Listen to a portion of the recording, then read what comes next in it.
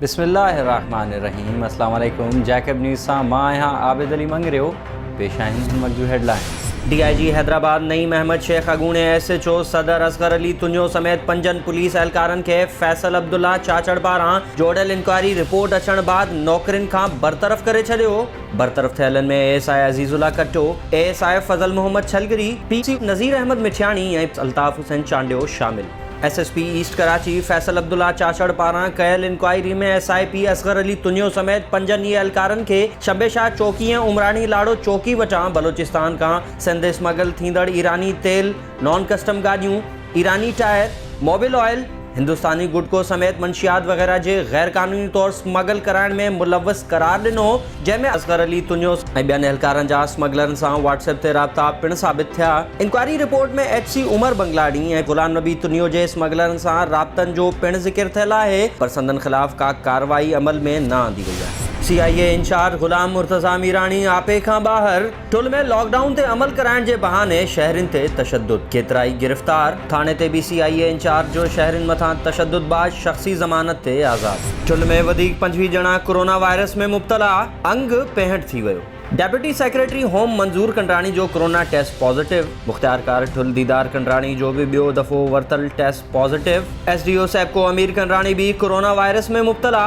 TO female Yasmin सरकी जो result भी पॉजिटिव अची वियो। जैकबाबाद में JUI पारां हज़रत उमर बिन अब्दुल अज़ीज़ जी मज़ार जी बेहुरमती ऐं जाली डोमिसाइल ठाहिण ख़िलाफ़ मौलाना अब्दुल जब्बार रिंद ऐं ॿियनि जी अॻवानी में एहतजाजी मुज़ाहिरो कयो वियो। जैकबाबाद जे सिविल लाइन थाणे जी हद मोहल्ला जाफराबाद ऐं ADC कॉलोनी मां ॾींहुं ॾिठे जो 2 मोटरसाइकिलूं चोरी। बहादुरपुर वेझो लॾ खणी वेंदड़ पठाणनि जो ट्रैक्टर कल्टी थी पियो।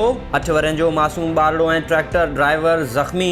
ॻणती जोगी हालत में सिविल अस्पताल जैकबाबाद मुंतक़िल। ड्रिगड़ी लग सूफियाबाद में क़ाइम PPHI सेंटर अमले पारां मरीज़नि सां बदतमीज़ी रोज़ जो मामूल बणिजी वई। इन सिलसिले में ॻोठाणनि नज़ीर अहमद, ख़ालिद महर, अमजद महर ऐं हबीब महर अस्पताल इंतज़ामिया ख़िलाफ़ एहतजाज कंदे दायो आहे त अमले पारां सेंटर ते मर्द तोड़े औरत मरीज़नि सां बि बदतमीज़ी कई पई वञे ऐं इंचार्ज खे शिकायत कर त हू बि दांह वरलाइण बजाए तशद्दुद करे थो।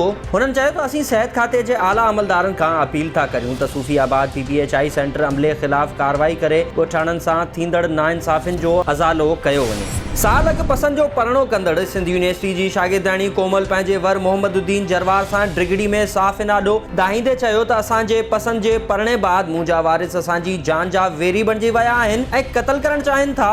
हुननि चयो त असीं SSP मीरपुर ख़ास ऐं SSP बदीन खे अपील था करियूं त माइटनि ख़िलाफ़ कार्रवाई करे असांखे तहफ़्फ़ुज़ फराहम कयो। मकली वर्कशॉप जे ॻोठ इस्माइल बिरोही जे रहवासी पीउ पुट जो मकली पुलिस ख़िलाफ़ एहतजाज। ॻोठाणे असगर बिरोही जो चवणु आहे त मकली थाणे जो एहलकार अज़ीज़ चांडियो बिना जवाज़ जे मूं खे गिरफ़्तार कयो ऐं सख़्त तशद्दुद जो निशानो बणायो आहे ऐं जेब में पियल राशन जा पैसा बि फुरे वरिता। जॾहिं त संदसि वालिद इस्माइल बिरोही जो चवणु हो त मकली पुलिस जे तशद्दुद सबबि मुंहिंजे पुट जो ज़हनी तवाज़ुन दुरुस्त नथो रहे। पुलिस जे आला अमलदारनि खे अपील थो करियां त पुट मथां तशद्दुद कंदड़नि ख़िलाफ़ कार्रवाई करे इंसाफ़ फराहम कयो वञे। मटियारी में जाली डोमिसाइल ऐं धारनि जी आबादगारी ख़िलाफ़ पलीजा सोशल वेलफेयर जे नौजवाननि पारां प्रेस क्लब आॾो एहतजाजी मुज़ाहिरो कयो वियो। अॻवाननि ज़ुल्फ़कार अली ॾेथो, सिकंदर अली टगड़, आमिर टगड़, अली शेर टगड़, यासिर टगड़ ऐं परवेज़ अली ॾेथो ख़िताब कंदे चयो त सॼी सिंध में धारनि खे जाली डोमिसाइल जारी करे सिंध धरती सां ज़्यादती कई पई वञे।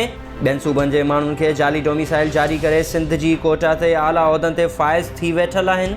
हाणे अहिड़ी साज़िश हरगिज़ बर्दाश्त न कंदासीं। झिरक वेझो क़ाइम दाइम मरी जा रहवासी 7 मासूम ॿारड़ा सिंधू दरिया में वींझंदे ॿुॾी फ़ौत थियल ॿारड़नि में 9 वरनि जो आमिर, 6 वरनि जो आज़म, 4 वरनि जो बशीर, 5 वरनि जो रफ़ीक, 7 वरनि जो रहीम अली, 7 वरनि जी कूंज ऐं 4 वरनि जी बेनज़ीर शामिल। ॻोठ में शादी जी तक़रीब दौरान मुख़्तलिफ़ बिरादरियुनि जा ॿारड़ा रांदि खेॾंदा सिंधू दरिया ते वञी निकिता ऐं ॿुॾी विया।